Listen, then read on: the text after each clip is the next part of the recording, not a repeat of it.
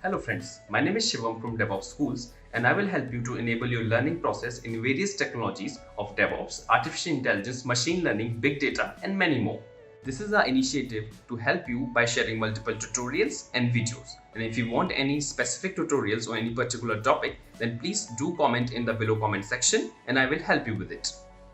Also, please subscribe to our premium services on YouTube, which will give you access to more content and videos to enhance your knowledge about all these topics.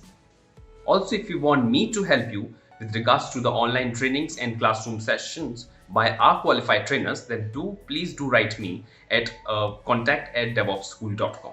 Thank you. So the thing is, we are going to start with some introduction to Python. Okay. Then we will see variables, operators. Okay. And then we will be discussing about conditional statements. Okay. And then control state, that is looping statements. Okay. And then control statements. Okay. Okay. So, and then there is something called pass statement as well. Okay. So these are all basic syntaxes. All right. These are all basic syntaxes and how to get the input from the user. Okay. Getting the input from the user. And we will be talking about data structures. This is very core part. Like we will be talking about list, tuple, okay, and then dictionary, then compound data structure. Okay, compound data structure, like list of tuples, list of dictionaries, dictionary of dictionaries, like that. How you can have one data structure within another. All right, and then we will see comprehension with respect to data structures. Okay. All right. Then we will be talking about functions. Yeah. Because functions are nothing but the reusable piece of code, right? So we'll be talking about functions and how to define the functions, everything. Okay. And then we'll be having something called Lambda expressions. Okay. With this Lambda expressions, we will be talking about the concept of map, filter, and then reduce. Okay. Okay. Then we'll see scope, like scope of variables.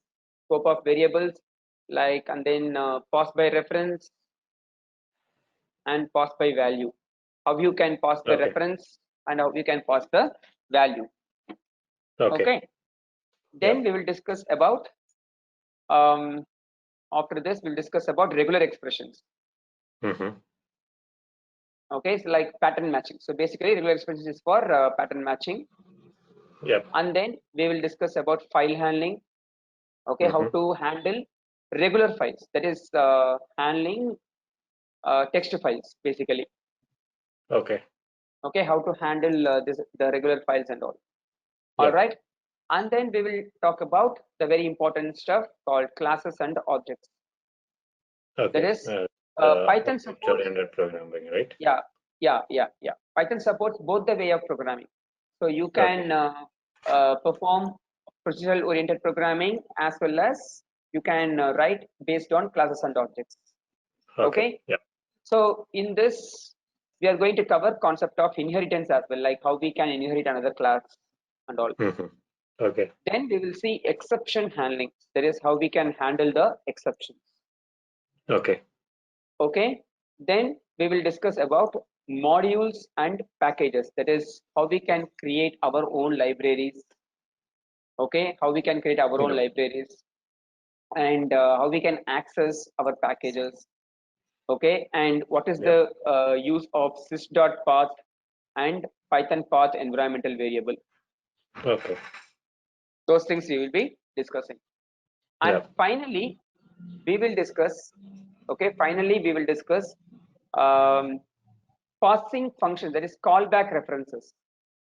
That is passing functions as a parameter. Okay, and returning function as a reference and decorators. So these are the topics that we are going to discuss. So this is part of the course, basic Python course. Okay. Like if you go to any domain, like that is if you belong to any domain, these topics are must actually. So you should Okay. know before diving into any particular domain actually. Okay, so Okay. you have any queries? I think that's fine. I think even though I don't have experience, I'm familiar with some 70% of these terms you have Okay, written. okay. But I'm not sure how deep I know or how much knowledge I have in this one. So questions definitely. And yeah, one more query. So are you covering any framework basics or something? Because I don't have any understanding on that one as well. No, framework will be part of advanced Python. Oh, okay, fine. So like we'll be covering Flask framework in advanced Python course. Like if you want to join advanced Python course, there is one starting from next Wednesday. Next Okay, Wednesday. like Okay. yeah, August 6th. That is for GE only. So only GE participants are going to join in that course. So Okay. if you talk to Purnima, you like in that we will be covering some networking libraries also. Like Oh, is it? we will cover SSH, we will cover Telnet, FTP, SFTP, like Oh, how we can do client server communication, that socket uh-huh. layer. Okay, Yeah, so when it will be, you said? 5th August, Okay. Wednesday, Thursday, Friday, 3 days course. Okay. Okay, Yeah, like no. over there we will be Yeah. starting with just a refresh of these particular concepts. Like for first 2 hours, it's just a refresh of these these Okay. concepts. Okay, and then we'll be Okay. jumping into advanced topics. Okay. Yeah, I'm So not and sure also, next week I can join or not, but definitely I need the basics because I'm very new to Python. yes, So definitely this is good. Yeah. yeah. Okay, so like if you want to have the particular course, you can just talk to Purnima, and then she will be doing the needful. Okay. So you are doing some network specific courses as well in some other companies, or if we request for that, how it Sorry, sir, come again. How? No. What I'm asking is, if I request to Purnima for some network-based Python, so you can arrange it later sometime. How it will be. Yes. We can arrange Okay. it. No issues. Like Okay. for example, it's like depends. Like if like this, if you are only one participant, right? We can Right. take it in like 7:30 to 9:30 batch also. Like in the evening batch also, we can have 8:30 Oh, to okay. 10:30. So Okay. every day 2 hours for 9 days it will be. If it is 2 hours Okay. batch per day, Okay. because Yeah. if it is a 2 hours batch, right, we will not be having any break at all. So at a stretch Okay. we'll be Yeah. having. So that's why it is just 9 days. 9 into 2, 18 Okay. hours. Yeah. So if it is single day, if you see it right, we will be taking just 6.5 hours because we'll be having 40 minutes lunch break and 15 minutes tea break in the morning and in the afternoon. So we'll be having like 1 or 2 minutes break like that. Okay. Okay. Yeah. Got it. Yeah. So yeah, that's the reason. So we have that 18 hours. Okay. Okay. Right. Fine. So now let's talk about Python. Okay. So and then we'll jump into hands-on. So like you can do hands-on also. Like each and every concept will be explained some program only. Okay. Mm-hmm. So once I complete my program, then you can try it in your system as well. Okay. So we will check the Okay. environment. Okay. So once we cover the introduction part, right, we will check the Yeah. environment. Okay. And Okay. then Yeah. we will, yeah. Yes, Yeah. Ajman. Python, I think I have installed Python, but the version I have to check it. Yeah. That we will Yeah. check. Yeah. Okay. Sure. Before getting into the hands-on, right, we will check that Okay. actually. Okay. Okay. No problem. Right. So next one, what we are going to see is like Python introduction. Okay, just a theoretical part now. Okay. Okay. So One question.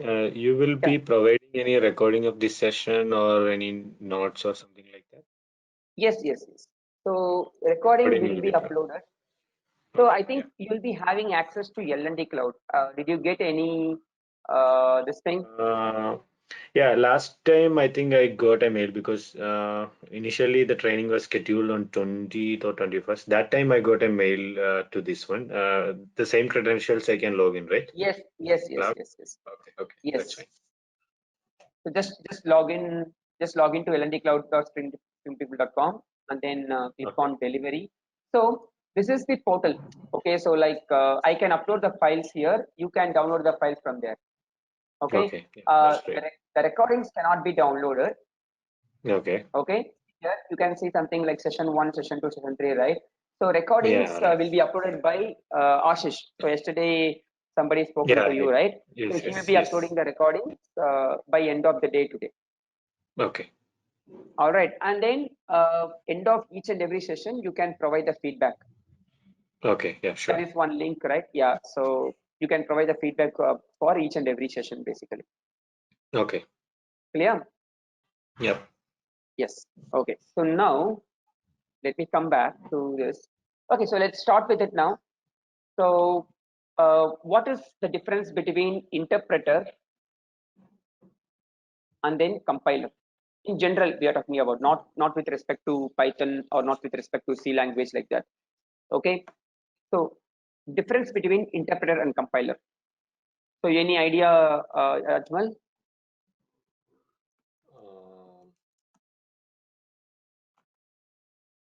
Any idea you have?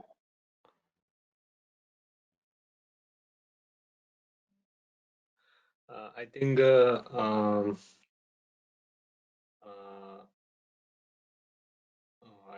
missed. So basically, compile. I think Yeah. which one I forgot, but one is line by line. We Yes, can. yes. I forgot. Yes, exactly. Exactly. So the thing is, it's like compiler is nothing but, okay, compiler is it will compile the entire source code before execution. Okay. Okay, it compiles the whole source code.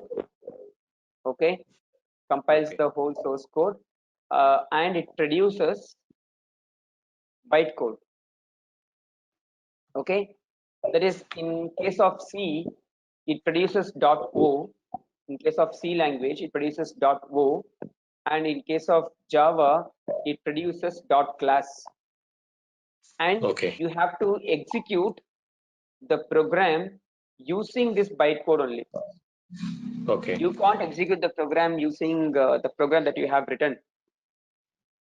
Okay. But interpreter goes line by line. Yeah. Interpreter goes line by line, and it will not produce any bytecode. Okay. That is the base functionality of interpreter. Like if you do you have any idea on shell scripting? Not that much. Okay, so the thing is, that is nothing but interpreter, the base interpreter basically. Okay, so and then, but with respect to Python, okay, Python is an interpreted language. Okay, let's write for Python now. Okay. Is based out of interpreter, so it's an interpreted language, but also it can be compiled. Okay, the base is interpreter, but on top of it you can compile Python code as well. Okay, so execution goes line by line. Okay, execution goes line by line only. There is no main function here. Okay, in C and Java, the execution starts from main. That there will be one function called main, and only from that it will be executed. That is, it will be start executing. Right? But Python starts. Yes, interpreted language, but can also be compiled. Okay, even that is, if you run the program, execution goes line by line, and bytecode can be produced. Bytecode can be generated with the extension .pyc. Okay, so either you can execute the program using file name itself, or you can execute program using bytecode. Either you can say python.py, okay, let's say a.py, or you can say python a.pyc. Okay, all right. So this is the thing, but Python. Okay, is there any use case of PYC? Because normally even I have seen and we are running Python gesture.py program, right? The thing is, the use case is like. So what is the use like case of using that for example, compilation here? Yeah, for example, if you want to share this particular file to other users, right? If you want to share this file to other users, what you can do is you can just share .pyc so that they will not be able to see your code. They can see Okay. your that some bytecode only they can see. Only, right? Yeah, so you can hide the code from this particular user. Okay. Okay, that is a use case. Now, history of Python. So, how the name Python is derived? Why the name Python? Any idea you have? No, I don't have any idea. Okay, so they basically like the developer is Guido van Rossum. Okay, you can find him in YouTube. Okay, so he developed this language in early 1990s. Okay, developed in early 1990s, and he like when he developed this language, he wants some funny name to be there for this particular programming language. Okay, he wants some funny name to be there for this programming language. So he loved one television series, okay, which was telecasted in BBC. Okay, so called Monty Python's Flying Circus. Okay, so here this Python is nothing but it's a funny character. Okay. So he just extracted the character Python from that particular television series and he just kept that name to this programming language. Okay, that is the background of this. Okay. Yeah. Right. Now, why Python is so popular? Why every industry is behind Python? Yeah. What is the reason for that? Any idea? Simple programming language, simple to understand, and yes, it is simple to understand. Yes, that is easy to understand. Okay, because of very simple syntax in nature. Okay, simple syntactic in nature, and then we have a rich set of libraries. Okay, we have a set of libraries, that is we have n number of libraries. Okay, and portable, that is multi-platform supported. Okay, and then dynamic typing and dynamic memory allocation. Okay, so core dump will not be there. Okay, memory flow will not be there. All right, so like while defining a variable, you will not define the size. Okay, so depends on the value that you are going to store into one variable. Okay, you will be having this particular memory allocation. Okay, all right, that is the reason behind it.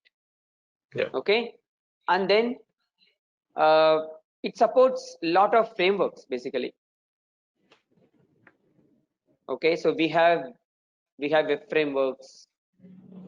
Okay, automation frameworks, right? That is web automation and GUI frameworks. Okay, and for deep learning, that is for artificial intelligence. Okay, and then machine learning, deep learning for Spark and big data and Hadoop. It supports the concepts of pig and hive. So what you want in Python, so that is what you want as part of a requirement, everything you can find in Python. Okay, that's why it's so much popular actually. See, although it is from 1994, it is not so much popular until it started handling the big data.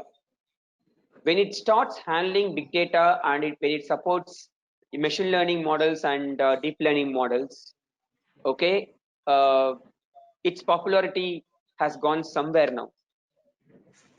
Okay, so like I could hear the people wants to migrate from Java to Python now because of its simple syntax.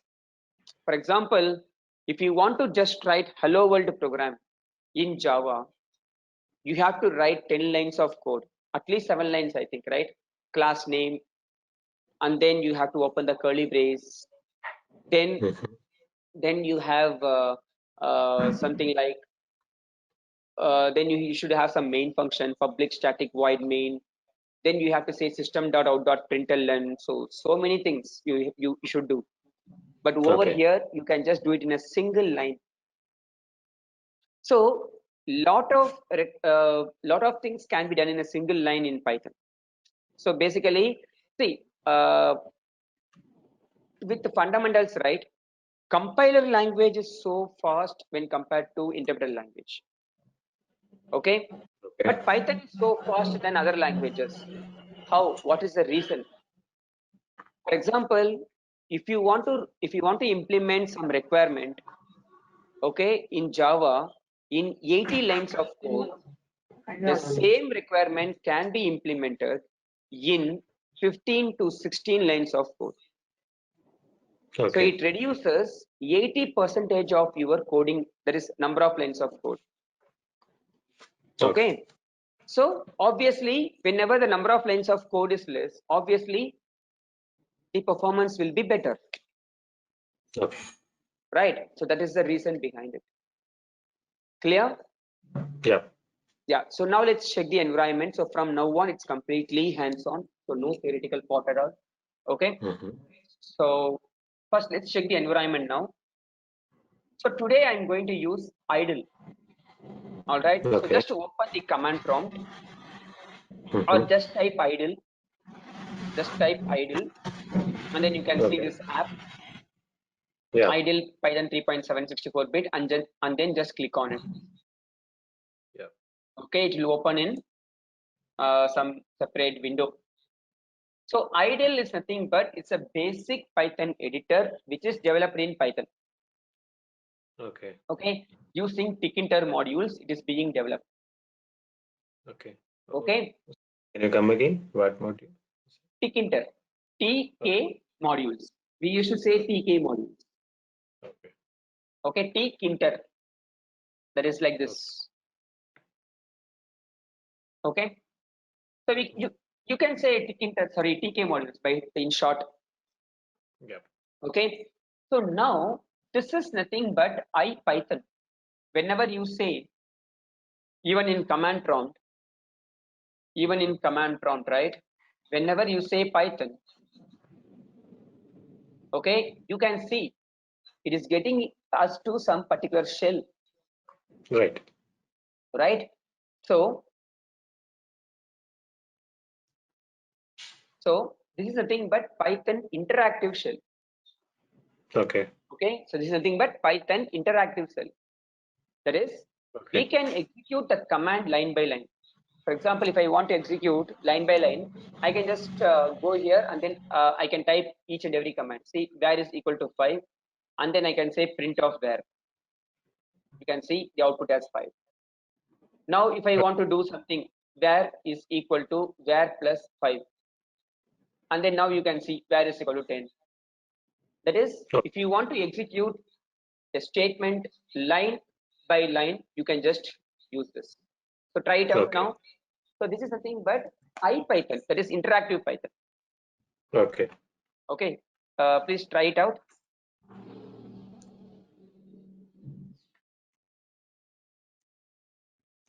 So is there any limitation for this one? Because one of my team member was telling, I remember, some library, something it didn't work in idle or something like that. Would that be something? Come again? No, one of my team member was telling, I remember because I haven't tried really. So some of the library they are trying to import or something, it didn't work in this one idle, or it is the same like when you given a Python in the command prompt, it will go to a prompt. Yeah, it is the same. It is the same. What your friend is telling, right? The thing is, see, we have two different distributions of Python basically. Okay. So one is core Python. So for example, if you install Python from this particular window, right? Okay, this is nothing but core Python. Okay, your voice is low, Ajmal. Oh, okay. Is it fine now? Yeah, it is fine. It is fine. So this is nothing but core Python, which is maintained by Python Software Foundation. This is Okay. actual Python basically. Okay. So now, if you go to this downloads, and then if you see the version is Python 3.8.5. So whenever any new version is getting launched, okay, you can find this over here. Okay. Okay, you can find that particular Python over here. All right. And whenever you install this Python, the modules which are part of core Python will be installed by default. That is, you can see here, that is starting from here, right? Text processing services. Starting from here, it's all modules. Each and everything is a module actually. Okay. These are all core modules which are installed by default. Okay. But consider you want to work with some machine learning modules. Like you want to work with the NumPy module or some TensorFlow module or something like that. Okay. So if you want to work with those modules, you have to install by yourself. Okay. You have to install by yourself. But there is another distribution called Anaconda. You might have heard about it, Anaconda or something. Okay. So Anaconda means what? It's the biggest snake, right? Okay. So you will be having more number of libraries by default. That is, which are the base module for data science. Everything will be installed in that. So it is not required for you to install again or install by yourself. You can just install this Anaconda package and then you can start working on it. Okay. But the thing is, this will not be having the latest version of Python. That is, see, Python 3.8. Python 3.8 is introduced 3 months before in core Python. But just last week, just this week, they have updated this Anaconda with Python 3.8. Till last Friday, it was just Python 3.7. Oh, okay. So this particular distribution will take some time in order to update, the Python with the latest version. So if you install this, and you'll be having two different editors. Okay, now you have three different editors also. Like you will be having PyCharm, you will be having Jupyter, you will be having Spider. Okay, so that is, these are all IDEs. That is, PyCharm is an IDE. You know what is IDE is, right? Like it will display what are all the methods that are available whenever you display the variable. Okay, that is auto population. For example, consider you have created a variable called, like is domain present, like that, is underscore domain underscore present. Okay, you have created one variable like that in that particular stretch. Okay. So now in idle, you have to type the entire variable name. Whenever you are going to use that particular variable, right? In idle, you have to type the entire variable name each and every time when you are going to use. But in IDE, it is not like that. If you just type I, it will list down what are all the attributes which are present in I. Then you can select it and you can just auto-populate it. So user interface, that is user experience, will be more. In PyCharm. So tomorrow we will work with PyCharm.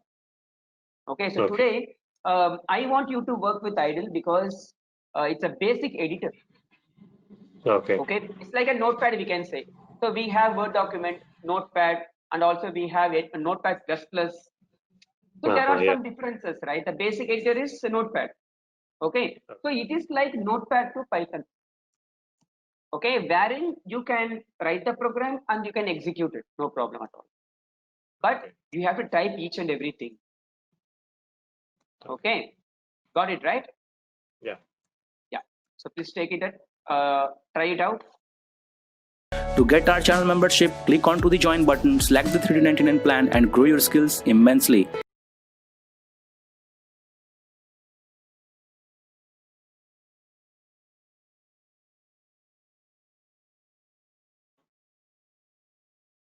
Yep. Hello. Right.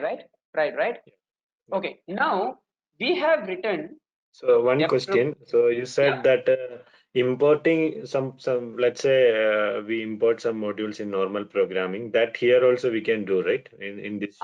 Yes. Everything you can do here. And the thing is, you like once you press enter, okay, there is once a statement is completed, it will be executed by itself. Okay. Yeah, got it. See, for example, I'm importing one library. Okay, import RE. If I enter, this statement is executed. Oh, okay. Now I can start using this particular this thing. So for example, if I say something like this, you can see it's the output of the particular statement. Okay. Yeah. Okay. Clear? Yes. Yeah. So in this case, what we have done is we have just executed the statements line by line. Now consider I want to write a program and then I want to execute. So for that, I can say file, new file. Okay, I can say file, new file, and then I can just say print hello world. Hello world. Then I can say var is equal to 5, and then I'm printing the variable print of var. And this statement I'll be using a lot. Okay, like print. That is in each and every program I will use. I used to write this. So this is like a separator. So basically, I am just printing this hyphen 75 times. So this I will explain later on. Okay. So for now, just try to understand the statement. It is this hyphen will be printed for 75 number of times in the output.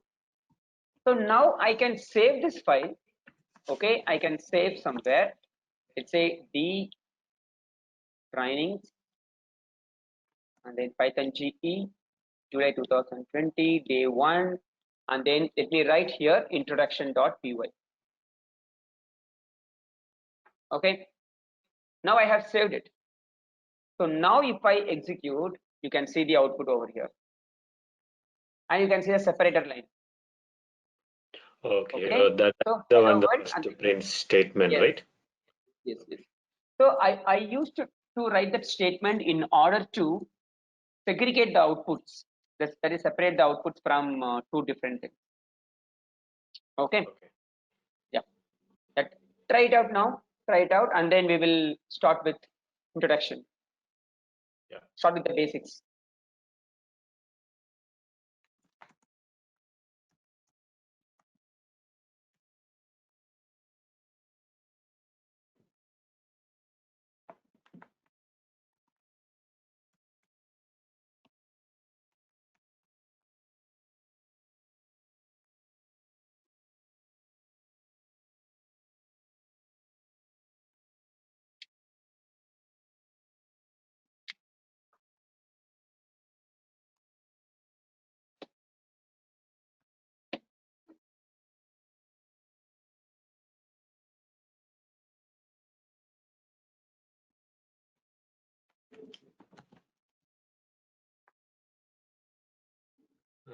Okay, I saved. Then go to shell and just give the file name, right? No. Just press F5. That is, okay. F5 from to execute run menu. Yeah, from run menu, you can say run module.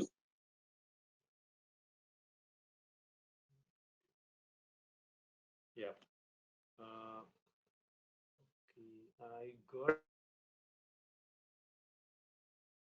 Hello. Hello. Can you hear me? Yes. Okay, I think I got the straight line for the separation. I think You given hyphen, right? Oh, you okay. would have given underscore. Yeah. Okay. Yeah. Got it. Yeah. Got it, right? Yeah. Okay. So now let's start with it. So let's start with the comments. Okay, let's start with comments. So what is the purpose of comments? That is, we can use comments for two different purposes. One is to provide the documentation. Other one, okay, one is to provide the documentation. Yeah. Other one, okay, like if you don't want some sort of statements, there is some number of lines of code should not be executed. Okay, if you want to avoid those lines from execution, you can just comment those lines, right? Yeah. You can just comment those lines. So here we have two different types of comments. One is single line comment. That is, if you prefix with a hash, it's nothing but single line comment. Or if you prefix with 3 single quotes, that is, if you include set of lines in 3 single quotes or in 3 double quotes. Yeah. Yeah. This one I think we are using normally. Yes. So these are nothing but multi-line comments actually. Okay. Oh, we can use with the double quotes also, right? Yeah. Okay. No. Yeah. That is 3 single quotes or 3 double quotes you can use. Okay. Okay. Yeah. Got it. Got it? Yeah. Yeah. And then now let's see the print function. Okay. Then you can take it down. The print function. So now consider, see here I have used only one parameter everywhere. Right. So basically print is a function, and whatever we are writing within the parenthesis, it's a parameter. It's an argument to that particular print function. Yeah. Okay. Now this print function can take. Okay. Let me write hello Ajmal. Okay, and then I can write so welcome to training on Python space script. Okay. So now I am just writing over here like hello Ajmal. Now here I have only 2 parameters. But in the next print function, I have 5 different parameters now. Okay. So print function can accept any number of parameters. There is no limit in it. Okay. You can give 100 parameters also. Okay. So now if I execute, what will happen? That is, all parameters will be concatenated using space.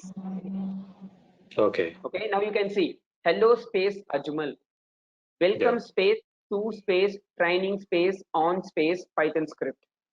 Yeah. Okay. Now, if you don't want the space as the concatenation operator, then you can just give SCP is equal to comma. You can give any number of characters within this single quotes, no problem. And also over here, I can just write SCP is equal to double hyphen. So this SCP stands for separator. Okay, it is a keyword parameter. Whenever you give some name is equal to value. Okay, this parameter is called as keyword parameter. Okay. All right, and now what will happen? That is, now these 2 parameters will be concatenated using comma instead of space. Whatever character that you have given here, okay, that will be used as a separator between the parameters. You can see hello comma Ajmal, welcome double hyphen to double hyphen training double hyphen on double hyphen Python script. Got it, right? Yeah. And one more thing you have to remember. See, now you know /n, right? You know the purpose of this /n, no? Say for example, let's say line 1 /n line, something like this. So now what will happen in this case? So this will print a new line character. Right. See, like this line, some new line, and then line. Yeah. Okay. So now, if you see, whenever I write any print function, it is starting in next line only. It is not printing continuously from the previous line. Right. So basically, all print statements by default end with /n. Okay, that also you can override now. So basically, now I have given end is equal to 5. So now what will happen in this case? So this print function will not end with /n character now. Instead of it, it will print hello, Ajmal 5. And then the next print function output will continue from there. Okay. And then here I didn't mention end. So this will be ending with /n. Okay. And this line will be printed on the next line. Okay. So look at this. Hello, Ajmal, pipe symbol, and then this. Got it? Yeah. Try it out. Try it out, please.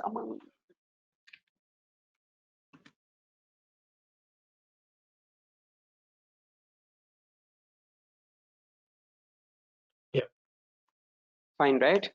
Yes. Every time when I'm changing that end of the print, right? Then the next line it is going to space. So yes. All right. So next, let's see variables. Okay. So now I am going to declare variables. So first, let me explain the variables. Okay. So we have iterable objects in Python. Each and every attribute that you define, whatever it can be. Okay, it can be variable, function, or it can be class. Okay, everything is an object which belongs to some other class. Okay, see, this print is also object. Now if I say something over here, okay, now if I say just print of print, and then I say type of print. Okay, so this type is a function which tells what class it belongs to. Basically type of the attribute.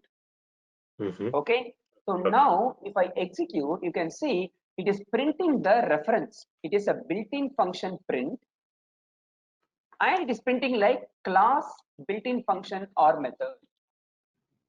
Okay, so it belongs to a class only. So basically, what if it is belongs to a class? It is an object, right? It's a reference. All right.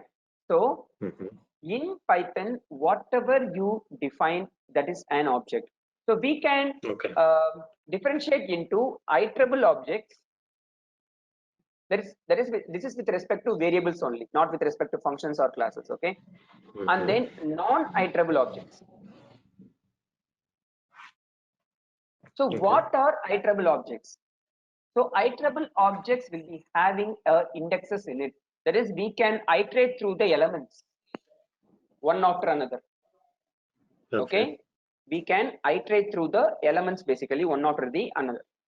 So iterable objects are string,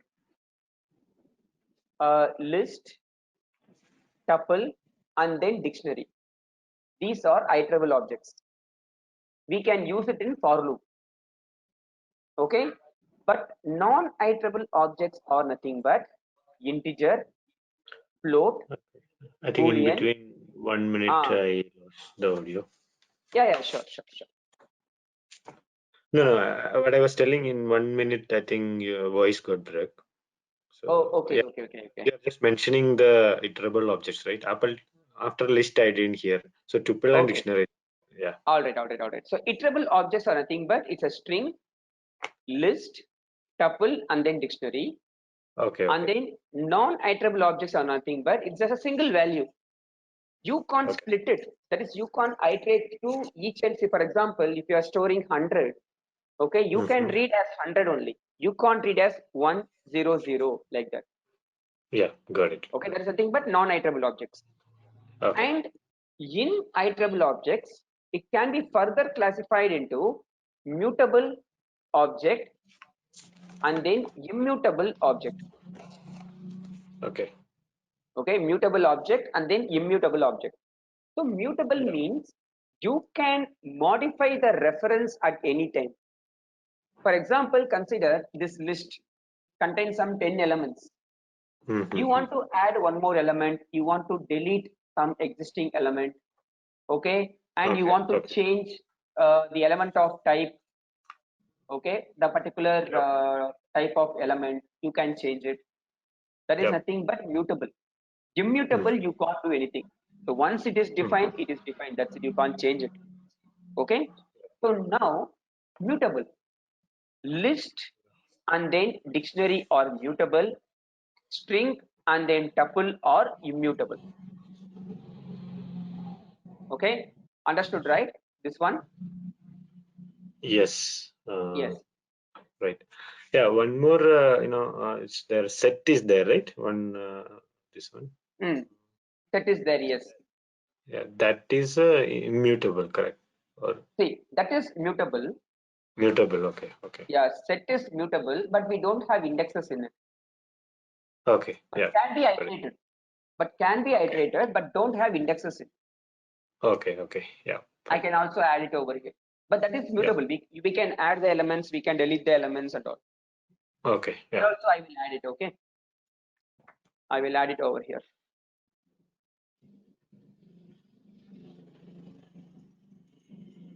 Okay. Okay. No duplicate will be there. That is. Yes. That is something. Because I have seen in our program collecting OS, then they are adding to set, avoid duplication. That's why I remember now. Okay. So basically, set is nothing but it's a collection of unique elements. Yeah. Okay. Right. So now let's declare some variable. Okay. Let's say variable name is equal to value. You can give any name, no problem. And then I can say var is equal to 1.5 and var is equal to a, var is equal to Python, okay, and var is equal to capital T, true. Okay. So now you can see I have used the same variable, but I am assigning different type of data in each and every line. Yeah, right? that's right. First integer, float, character, string, and then boolean. Yeah. Right. So now I'm just going to give the type. I'm just saying var and then type of var. Okay, var and then type of var. Okay, let's see. That is, it prints the variable and it gives the type of the particular variable. Okay, so now let's see that. Now you can see the output. 1 is nothing but class integer. 1.5 is nothing but class float. A is nothing but class string. Okay. And Python is nothing but class string. So there is no type called character in Python. Yep. So if you include a set of characters within either single quotes or double quotes, that will be taken as a character, string only.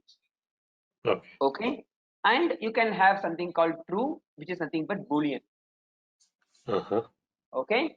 So now consider I have given something like this. That is, I want to have some multi-line strings. I want to store some multi-line strings. That is, the string can one question. be the string we can give it the single quotes and double quotes, right? Yes. No difference between single and double quotes here. Yeah. Okay. Yeah. Okay. So now I can have multi-line string also within 3 single quotes and then 3 double quotes. Okay. So I can say line 1, line 2, and then line 3. Okay, within 3 single quotes, or else I can have 3 double quotes also. See here. Now let's say ml underscore string and then type of ml string. Okay, and then let me give within double quotes as well. There is 3 double quotes, line 1, line 2, and then line 3. Okay, and then let me write print ml underscore string. Okay, and then type of ml underscore string. Okay, so let's see now. See here. this will be printed as it is. So basically, if you are not assigning this to a variable, that is nothing but comment. Okay. Okay, if you have assigned to some particular variable, that is nothing but a variable action. That is nothing but an executable statement. Okay. Okay, right? Yeah. Yeah. Okay, so please take it down. Try it out. Yeah, I've done. Done? Okay. Now consider I have given var is equal to 1, right? So I have given like this, var is equal to 1. So whenever I execute this, the type of this particular variable is integer. Yeah. You can see it. Okay. Right. Now consider I'm saying comma at the end. Okay. I'm saying comma at the end. So in this Right. case, what will happen? So this will be considered as a tuple, as a collection basically. Okay. Okay, that is a tuple of length 1. Okay, so basically, see, it can be of any element. See, I can give Python also. Okay, but if the length will be 1, it will be taken as a tuple, but with one element. Okay. For example, in general, what we will do is we will define a tuple like this. That is within pair of parentheses, we will define like this. Yeah, right. Okay, we will define like this. So now this will be considered as a tuple. See, for the second element, it is not required to end with comma. That is why, because consider you are defining a tuple like this. Okay, that is tuple which has only one element in it and which doesn't end with the comma. Yeah. Now this will be considered as a string. This will not be considered as a tuple basically. Okay. Okay, so if you want to consider the tuple with one element as a tuple, okay, you have to give comma at the end. Only then this will be taken as a tuple. Okay. Okay, clear? Yep. So now consider Yep. I have more number of elements in the tuple. Let's say I have Python, or else let's say something like this. Okay, 1 and then 1.5 and then true, something like this. Okay, now I have a tuple which contains 3 elements. So as I said before, once you define the length of the tuple, it cannot be changed. The reference can't be changed. That is, I can't add more elements to the tuple, and also I can't remove the elements from the tuple. Oh, okay. Yeah. Okay, so in this case, if I want to store each and every element of tuple to separate variables, that is, if you want to unpack, process of unpacking the tuple, what you can do is I can just write like this: num float underscore num, that is 3 variables, is underscore num is equal to var. Okay, that is, if you want to unpack each and every element to separate variables, I can just do like this. So I can say print. Now you can say num hyphen float num and then hyphen is underscore num. Okay, now you can see the output like this. So now it is in a separate variables now. Got it? Okay. Yeah. Try it out and then we'll move on to strings. I think something I missed. I got one error. Okay. So what error you are getting? Just tell me the value error, not enough values to unpack expected. Okay. So check it out whether you have given 3 variables is equal to 3 values. That is like the number of variables should be equal to number of elements in the tuple. Okay, the first variable is equal to, right? See, Yes. just share your screen. Oh, 1 yeah, second. I think I missed that line, I think. Yeah. Okay. Right? Okay. Yeah. Now let me close this file, okay? Okay. You close this file and then let me open. So here itself you can create a file, that is you can go to a particular directory, okay, where you want to save the file, and then you can just say new text document, okay, and then you can just give like something like string underscore ops dot py. That is, which version of Windows you are using? Windows 10. Windows 10, right? So you can see the extension by like this, that is by selecting like this, like view, under view tab you can see file name extensions. Okay. Okay. Yeah. So and then you can you'll be seeing extension also along with the name of the file. Okay, and then you can just right click on this, then you can say edit with idle. So okay, directly we can edit. Yes. So now we are going to see string.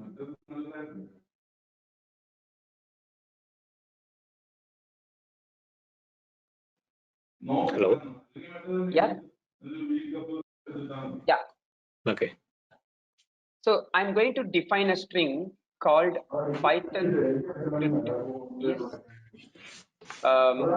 so much efficient.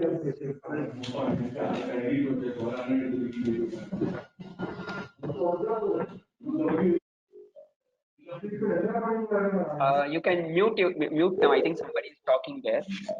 Yeah. Yeah. Okay. Thank you. Okay. So now I have just defined one string here. Okay. So here you can see Python script is so much efficient like this. Okay. So now consider I want to read a particular element. So here each and every index, okay, will contain some elements. So in that is with respect to string we can say it is a characters. Okay, but in general, okay, I will represent character as elements. Okay, so if you want to retrieve a single element, then I can use the concept of indexing. Okay, so that is, if you want to read from left to right, okay, if you want to read nth character from left, okay, so the indexing starts with 0, 1, 2 and so on. Okay, that is, this is nothing but index 0, then index 1, index 2 and so on. Okay, now if I want to read the same thing from right to left, if I want to read the elements from right to left, indexing starts with -1, -2, -3, -3 and so on. Okay, so now I can write string of 5. Okay, if I want to print string of 5, okay, so what will be the output now? What is string of 5 here? So this is 0, 1, 2, 3, 4, 5. 5 is nothing but n. Okay, and similarly if I say, okay, string of -5, okay, if I say string of -5, so in this case what will happen, this will display the 5th character from the right. Okay, it will display the 5th character from the right, so it is nothing but C. Okay, so now you can see the output, string of 5 is N and string of -5 is C. So this is the concept of indexing, wherein we can access only one element at a time. Okay, but consider you want to access more than one elements at a time. For example, consider this for loop. Okay, consider this for loop. See, this form of for loop is not present in Python. That's why I am including in comments. Just for your understanding, I am writing this for loop. Okay, so let's say for I is equal to 0, I is less than 6, I plus plus, okay, and then I can just write print string of I, and then I can close this. So now what will happen in this case? It prints the elements, okay, which is stored in index 0, 1, 2, 3, 4, 5. Please enroll our general membership for $3.99 plan to get access of all the parts. Along with that, you can access our other tutorials such as Docker, Ansible, Jenkins, Terraform, Splunk, AWS, Azure, and various other DevOps related premium tutorials with our channel membership. If you would have any issues with our channel membership, you can drop an email to us at contact@devopsschool.com, or you can also unsubscribe from channel membership anytime if you don't want to continue or did not like the video. To get our channel membership, click onto the join button, select the $3.99 plan, and grow your skills immensely. Please be kind enough to like it, and you can comment any of your doubts and queries. We will reply to them at the earliest. Thanks for watching.